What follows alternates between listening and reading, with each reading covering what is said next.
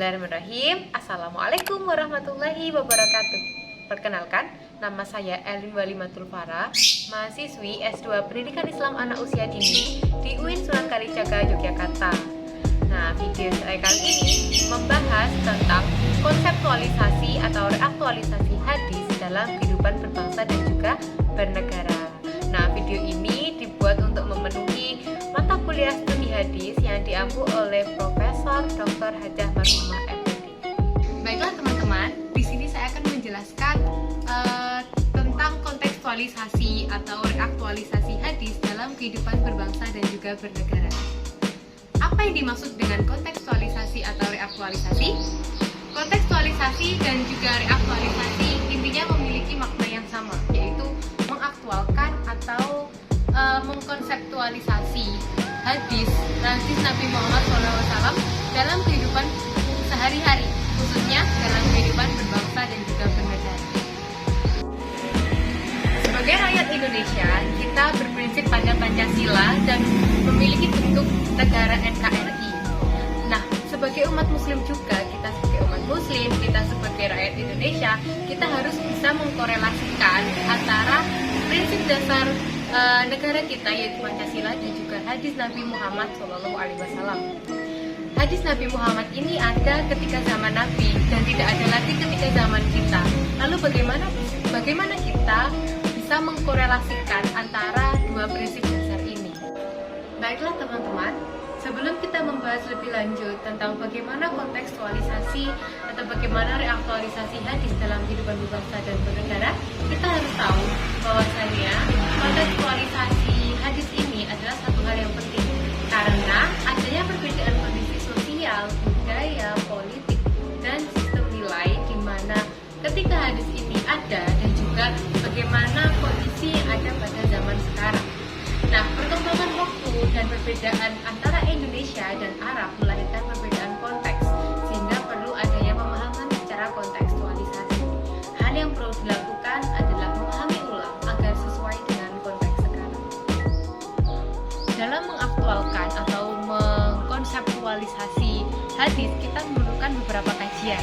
Nah, salah satu kajiannya adalah kajian hermeneutika. Kajian hermeneutika merupakan seperangkat metodologi dalam menafsirkan simbol, baik berupa teks maupun mata teks. Nah, hermeneutika sendiri pada intinya adalah memahami. Jadi, dalam mengkaji, menggunakan kajian hermeneutika, dia tidak bisa berdiri sendiri.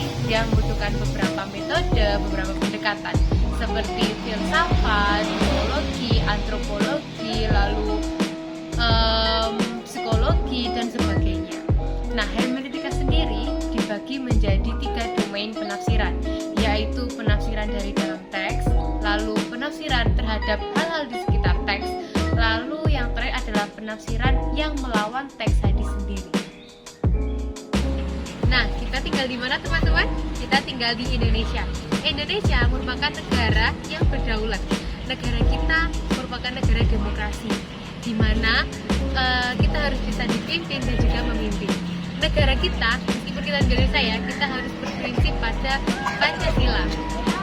Nah, Pancasila pada hakikatnya merupakan norma yang mengatur penyelenggaraan kedaulatan rakyat dan penyelenggaraan pemerintahan negara.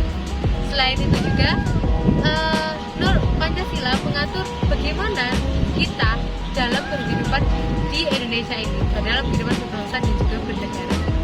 Teman, di sini saya akan membahas bagaimana reaktualisasi atau konseptualisasi hadis dalam kehidupan berbangsa dan bernegara. Kita ambil contoh dari pengamalan Pancasila. Pancasila kita terdiri dari 5 sila. Yang pertama, ketuhanan yang Maha Esa, kemanusiaan yang adil dan beradab, persatuan Indonesia, kerakyatan yang dipimpin oleh hikmat kebijaksanaan dalam permusyawaratan perwakilan, dan keadilan sosial bagi seluruh rakyat Indonesia. Dari sila pertama saja kita bisa lihat bahwa pemimpin Indonesia membuat Pancasila ini berdasarkan Al-Quran dan juga hadis, ketuhanan yang Maha Esa.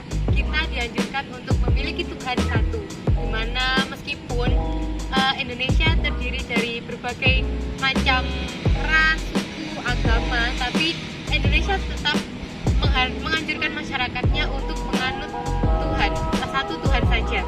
Nah, sebagai umat Islam, kita bisa kafirun, yaitu lakum dinukum waliyatin, bagimu agamamu dan bagiku agamaku.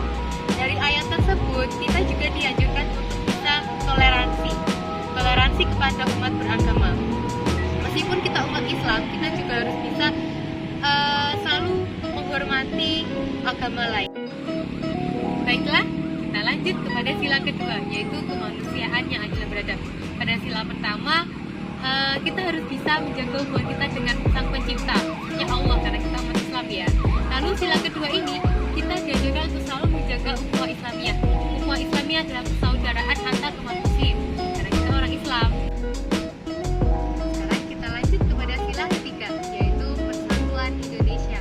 Rasulullah sangat menganjurkan kita untuk bisa bersatu dalam kehidupan berbangsa dan bernegara. Jangan sampai ada perselisihan, permusuhan, ataupun pertengkaran dalam kehidupan berbangsa dan bernegara. Oke, kita lanjut pada sila keempat yang berbunyi kerakyatan dipimpin oleh hikmat kebijaksanaan dalam permusyawaratan perwakilan. Kita lihat ya, di sini ada kata-kata permusyawaratan. Jadi dalam memutuskan sesuatu kita harus bisa bermusyawarah terlebih dahulu. Hal ini selaras dengan apa yang Rasulullah telah ajarkan kepada kita, telah contohkan kepada kita, bahwa dalam memutuskan sesuatu Rasulullah selalu bermusyawarah dengan sahabat-sahabat beliau. Meskipun dalam keadaan ingin berperang yang sudah menurut kita sudah genting ya, tapi beliau selalu bermusyawarah dengan sahabat-sahabat beliau. Pun juga pada pemilihan Khulafaur Rasyidin, sebelum menentukan pemimpin setelah wafatnya Rasulullah, sahabat-sahabat juga bermusyawarah dalam menentukan siapa yang akan menjadi pemimpin selanjutnya. Dan meskipun negara kita adalah negara demokrasi, tapi kita juga harus tetap menjunjung tinggi kepentingan bersama, jangan hanya mementingkan kepentingan sepihak ataupun individual saja. Sila yang terakhir adalah keadilan sosial bagi seluruh rakyat Indonesia. Pada sila ini sangat jelas sekali ya teman-teman, bahwa kita harus berlaku adil. Jangan sampai kita membeda-bedakan antara suku, agama, ras, budaya, dan sebagainya.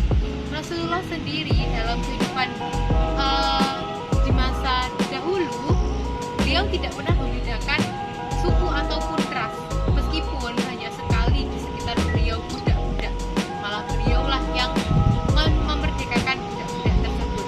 Nah, hal ini termasuk dalam bagaimana kita harus bisa meniru bagaimana cara Rasul dalam memimpin umat Islam. Baiklah, mungkin cukup sekian penjelasan singkat dari saya tentang bagaimana konseptualisasi atau reaktualisasi hadis dalam kehidupan berbangsa dan bernegara. Mungkin cukup sekian. Saya mohon maaf apabila terdapat banyak kesalahan dan kekurangan dalam penjelasannya, dan semua kelebihan